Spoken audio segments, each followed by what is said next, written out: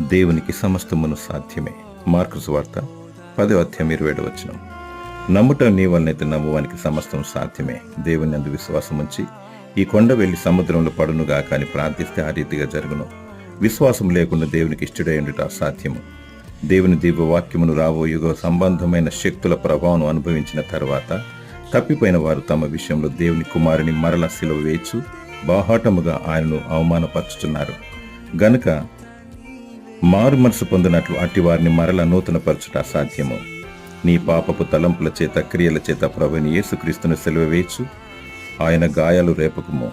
మారు మనసు పాపక్షమాపణ బాప్తిసం పొందిన తర్వాత వెనుకకు మరలి చూడకుము. లోకంతో స్నేహము చేయకుము.